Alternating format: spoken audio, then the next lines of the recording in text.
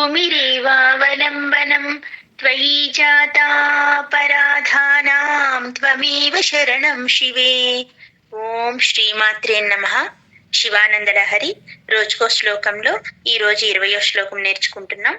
శ్లోకం: సదా మోహాటవ్యాం చరతి యువతీనాం కుచగిరౌ నటత్యాశా శాఖా స్వటతి ఝటితి స్వైరమభితః కపాలిన్ భిక్షు మే హృదయ కపిమత్యంత చపలం దృఢం భక్త్యా బద్ధ్వా శివ భవదధీనం కురు విభో.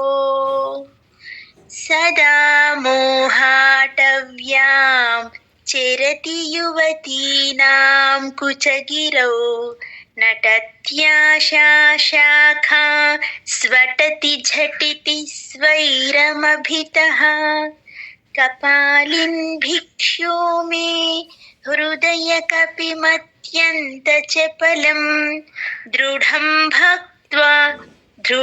భక్త్యా బద్ధ్వా శివ భవదధీనం కురు విభో.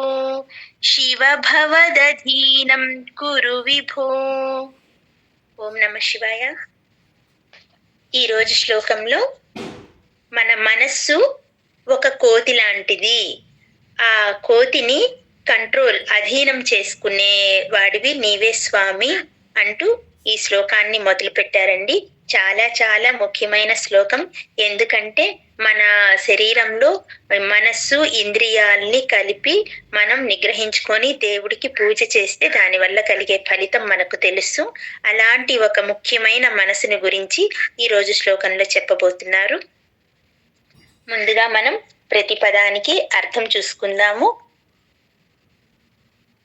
ఈ శ్లోకంలో ఆదిశంకరాచార్యుల వారు శివుణ్ణి శివ, విభో అని 2 పేర్లతో పిలుస్తున్నారండి.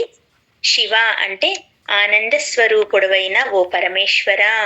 కపాలిన్ బ్రహ్మ కపాలంను చేత ధరించి, విభో ఓ ప్రభు. భిక్షు అంటే ఆది భిక్షుడు కదా ఆయన, అందుకని భిక్షో అంటున్నారు. సదా ఎల్లప్పుడూ అంటే నా మనస్సు అనే కోతిని. మోహాటవ్యాం, మోహ అంటే సంసారం అనే వాంఛ. మోహాటవ్యాం, అటవ్యాం అంటే మహా అరణ్యమునందు, సంసార వాంఛ అనే మహా అరణ్యమునందు. చరతి సంచరిస్తున్నది. యువతీనాం జవ్వనుల యొక్క.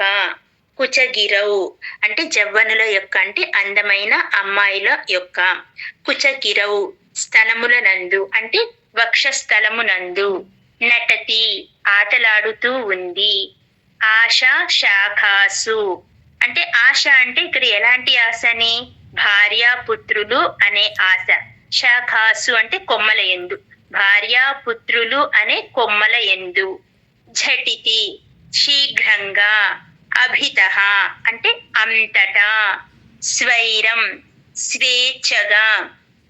హఠతి తిరుగుతూ ఉన్నది అంటే పరిగెడుతూ ఉంది. అత్యంత చపలం మిక్కిలి చంచలమైన.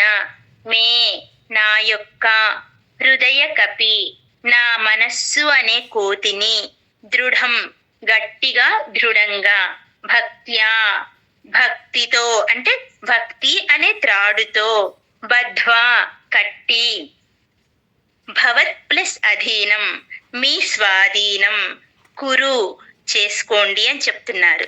ఎంత మంచి అర్థం ఉన్న శ్లోకం అండి. ఒక్కసారి మనం అర్థం చూసుకుందాం.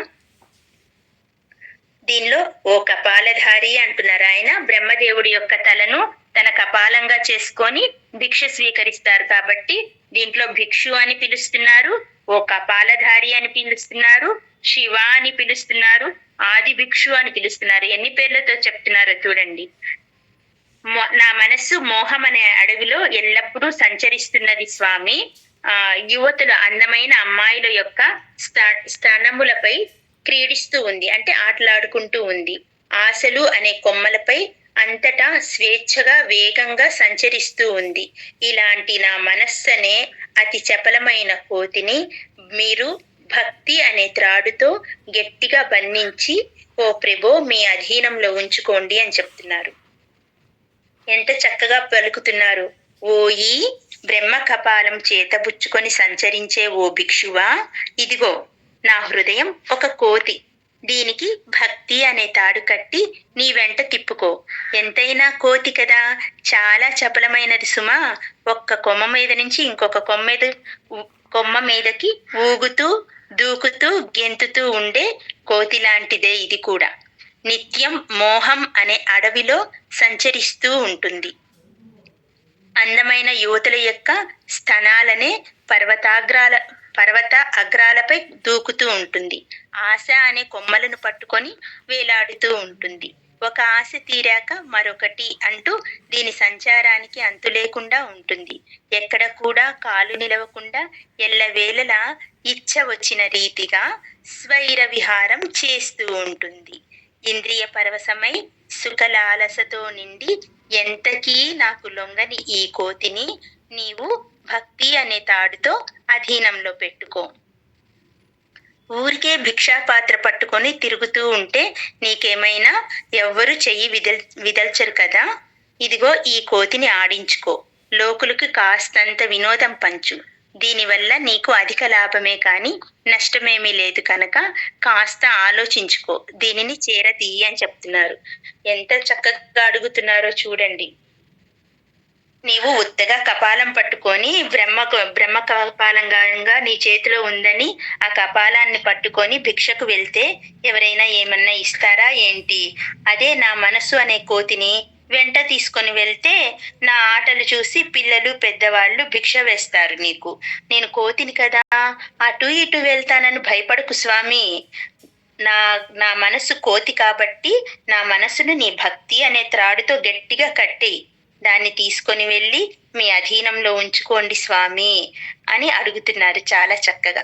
ఓం నమః శివాయ.